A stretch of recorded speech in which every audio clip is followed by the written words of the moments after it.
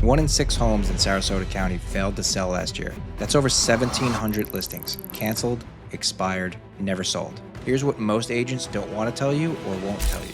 The failure most likely started at the listing appointment when the listing agent told you what you wanted to hear and not what you needed to hear. I pulled almost 10,000 listings in 2025, and I'm going to show you exactly what happens when an agent walks into your home and agrees to overprice your home in order to win your business, and who actually winds up paying the price for that.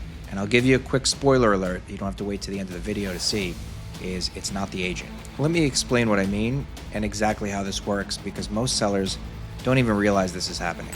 You'll wind up interviewing, let's say, 3 agents to potentially list your property. The first 2 agents will come in and give you comps and data that will say the house is probably worth around $650,000. The third agent's going to come in and say that the house might be worth $695,000, maybe even $710,000 in this example. Who are you going to list with?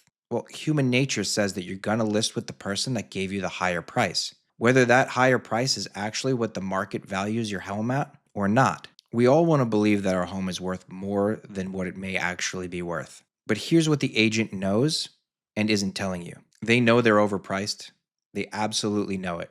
But here's their math. Weeks 1 and 2, they get the listing agreement signed, they get their sign in your front yard, and they get exposure. Weeks 3 and 4, there are minimal showings, no offers, and they're starting to tell you that the market is slow. Weeks 6 through 8, they start to push for price adjustments. Now, the reality is they start to talk about price adjustments and maybe start pushing a little bit earlier, around the 30-day mark. But weeks 6 through 8, they start pushing a little bit harder for these price adjustments, knowing that the original valuation of the home should have been lower, and they're going to try to get you to where that valuation was. Weeks 10 through 12, now you're about 3 months in, and they've probably finally convinced you to get down to where the original agents, the first 2 agents that came into your house were, and said that your house was about $650,000. So now you're 3 months in, about 12 weeks, and you're probably just getting to about the point where you should have been putting the house on the market in the first place. But what did those 3 months actually cost you? Now, I'm not saying every one of these homes that failed last year is because the agent walked in and overpriced your home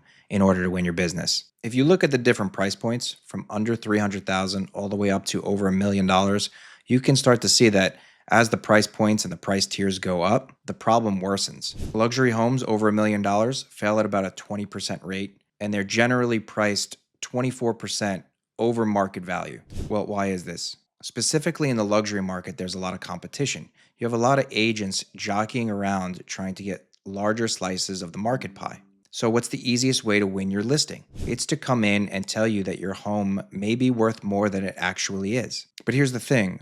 Often the agent doesn't lose if your house doesn't sell. They just move on to the next listing. And we're going to talk a little bit more about that in detail. So what do the agents get? Well, they get exposure in a potentially premium neighborhood. They get branding with their sign in your yard.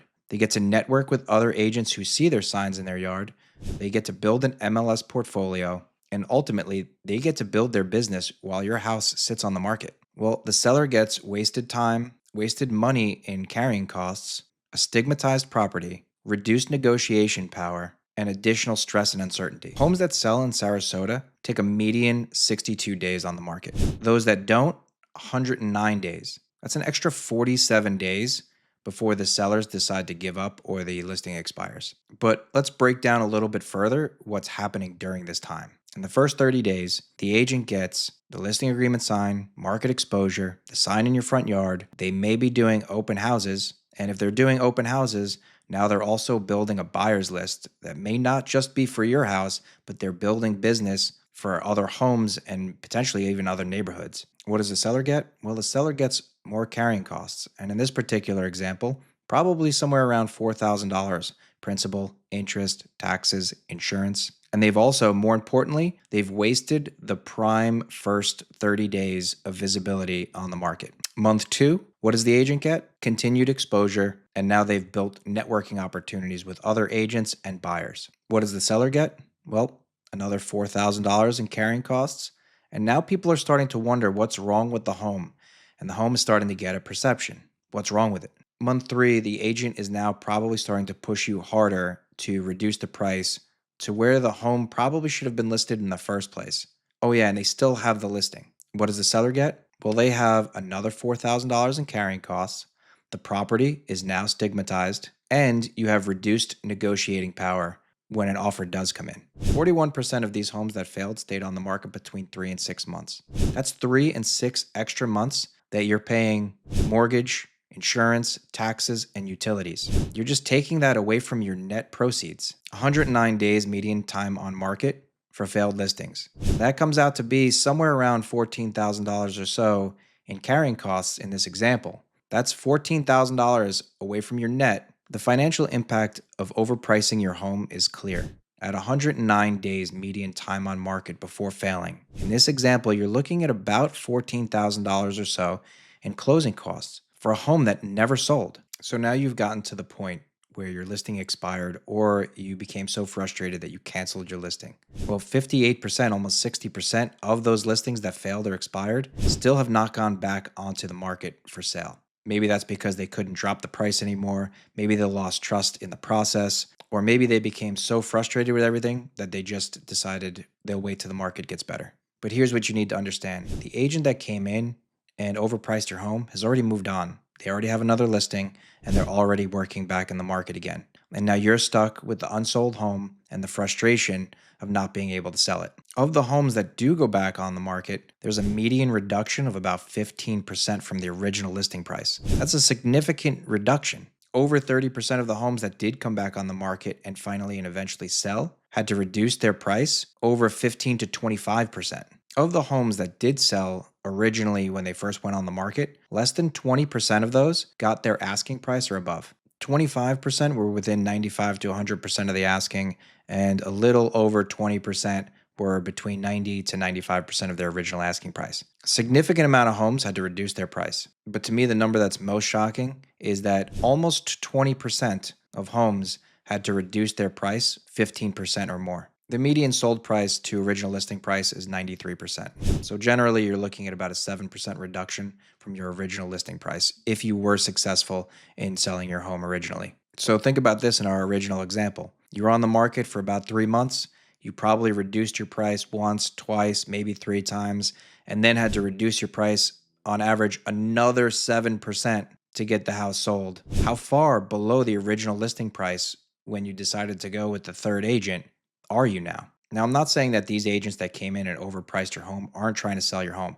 They're definitely trying to sell your home. I mean, that's how agents get paid. They get paid when your house sells. But some of these agents are definitely playing the game where they get the listing agreement signed and then they'll play the game of trying to get you to reduce the listing price to where the market valuation of the home should be. But that game is costing you thousands of dollars. The first 30 days are everything. And if your home is sitting on the market 90 plus days, every buyer and every agent assumes there's something wrong with the home, even if there's not. And if your home is sitting 90 plus days and your agent is just telling you to sit and the right buyer will come along eventually, that's probably the same agent that listed the home too high to begin with just to win your business. Let's take a little closer look at this example and see how much money you would have lost just by overpricing the home to start. So you decided to list the property at $695,000. The property sat on the market for about 3 months before it either expired or you took it off the market. You put it back on the market after it expired or canceled at $650,000, which is where it should have been in the first place. At this point, you're tired and frustrated and trying to get the house sold. On average, you're going to be looking at about 15% below your original asking price. So in this case, you're at about $590,000. After calculating the carrying costs and not including any closing costs, you're looking at about $575,000. Now, if you would have originally listed this home at $650,000, where the market valuation actually was for the home, you would on average sell it for about 93% of the listing price, which in this case would bring us to around $605,000. And you would also have about $8,000 or so in closing costs, which would bring you down to a little bit below $600,000. So if you look at the two scenarios, one where the home was listed at the $650,000 market valuation, and the other where the home was overpriced based on the market valuation, you wind up actually losing about $20,000 to $25,000 in this example. The numbers don't lie. Again, I do want to make clear that not every agent that overprices a house does so with this intention.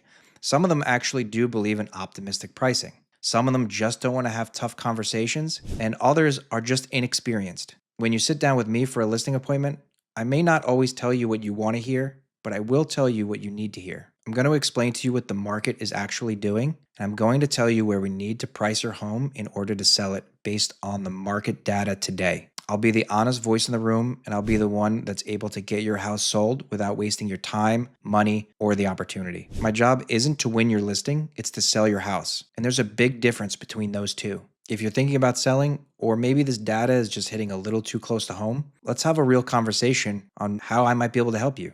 Just an honest analysis, market data, and a strategy that's going to work for you.